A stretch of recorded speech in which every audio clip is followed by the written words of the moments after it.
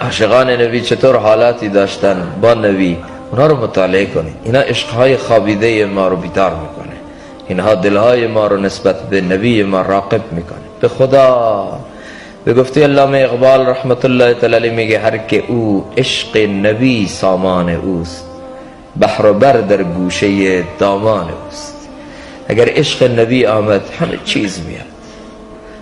امروز جامعه ما اگر مرده، غنوده شده، پژمرده شده، جامعه ما اگر امروز به افسردگی ها رسیده، اگر جامعه ما امروز بالندگی و رشد را از دست داده، باور کنید چون عشق واقعی نبی رفته. جوان مسلمان میگی از فلان بازیگر سینما تاریخچه او، زندگی نامه او بگو، از همه چیزش خبر داره. چه قضایی حتی دوست داره میگه، چند دفعه ازدواج کرده میگه، چند تا بچه داره میگه، چه کفشی میپوشه میگه. دوستان من یک روز یکی محمد طانبی میگه ما رفتم خانه دیدم یکی از خانم ها کدو درست کرده. من گفتم که چطور شد کدو درست کردی؟ معمول تو این نبود، کدو کمتر درست میکردی. میگه خانمم به من گفت کدو رو نبی ما زیاد دوست داشته. میگه من وقتی اینو شنیدم خوش شدم، میخواستم از فرط خوشی پر در بیارم که الحمدلله زنهای خانه ما انقدر عاشق نبی هستن که حتی جستجو کردن نبی ما چه غذایی دوست داره، کدو رو به عشق نبی درست کرده چون نبی دوست داره. ما امروز چه میفهمیم از نبی خودمون؟ نبی ما چه غذایی دوست داشت، نبی ما چه سبک زندگی دوست داشت، نبی ما چه پوششی دوست داشت، نبی ما چه لباسی دوست داشت، طریقه خوابیدن نبی ما چی بود، طریقه زندگی نبی ما چه بود؟ ما چه میدونیم دوستان؟ احد بر نبی ما چه گذشت، طائف بر نبی ما چه گذشت، مکه مکرمه بر نبی ما چه گذشت، چه شبی داشت نبی ما، چه روزی داشت نبی ما. روز واقعا عشق نبی به اون معنای واقعی چقدر تو جامعه. دوستان من ماه ربیع الاول نه، تو این ماه من هم به درگاه الله توبه میکنم، من هم به درگاه الله توبه میکنم. ما نسبت به این نبی جفا کردیم. به تعبیر علامه اقبال رحمت الله تعالی میگه ننالم از کسی، می نالم از خیش که ما شایان شأن تو نبودیم.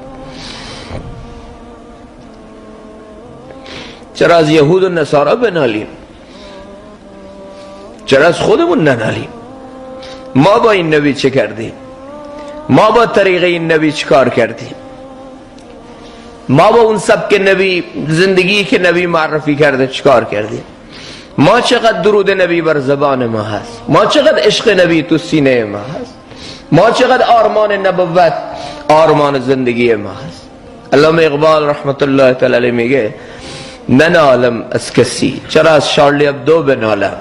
چرا از اونی که کاریکاتور نبی منو کشید از او بنالم؟ چرا امروز از بچه من که از این کاریکاتوری که او بر صفحه کاغذ کشید، چهره بچه من امروز بیگانه تر از نبی شده؟ بچه من آثاری از یهود، نصارا، مدگراهی، دشمنی خدا و رسول تو سیمای او، تو چهره او، تو وجود او، تو همه زندگی او موج میزنه. چرا از شارلی ابدو بنالم؟ چرا از یهود و نصارا بنالم؟ چرا از خودم ننالم؟ یک درخت خشک و بیجان در مسجد النبی فراق نبی رو درک کرد و برای فراق نبی گریه کرد. استن حنانه از هجر نبی ناله میزد. نبی حضرت مولانا میگه یک ستون خشک و بیجان از فراق نبی اشک ریخت و گریه کرد. چقدر طول زندگی خودمون شوق دیدار نبی در ما موج زده. چقدر آرزو کردیم که یا رسول الله کاش تو رو میدیدم برای یک بار. چقدر بوده عشق نبی رو با سوز و درد درودی بخونیم و عشقی از همینجا به نبی خودمون ابراز بکنیم. نسیما جانب بطحا گذر کن، ز احوال محمد را خبر کن. ببر این جان مشتاقان در آن سو، فدای روضه خیر البشر. چقدر آرزوی دیدار قبر نبی کردیم، چقدر آرزو کردیم یا رسول الله کی بشه از کنار روزه اطهر تو به تو یک سلامی بگم.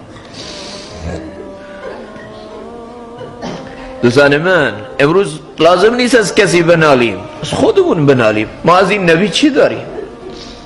ننالم از کسی، می نالم از خیش که ما شایان شأن تو نبودیم.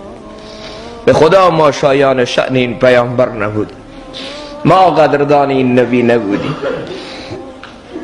توبه کنیم به درگاه الله و در همین راه، در همین ماه ربیع الاول تجدید میثاق کنیم با این نبی، طریقه این نبی، درود بر این نبی. انشاءالله تو همین ماه تو زندگی ما عملا پیاده بشه، تنها شور نباشه، تنها هایهو و سر صدا نباشه، عملا به دنیا ثابت کنیم ما عاشق نبی هستیم. الله تعالی به همه ما توفیق عمل بده. درودی بخونیم.